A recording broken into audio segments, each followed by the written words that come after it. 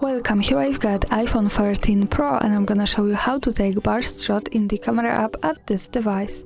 So let's start by tapping on settings button to open them, and here we have to slide a little bit down to find the camera. Now let's pick it to open the advanced camera settings, and here we can find the use volume up for burst option. So by using the button from the right we can easily turn it on or turn it off as we need. Now let me keep it turned on.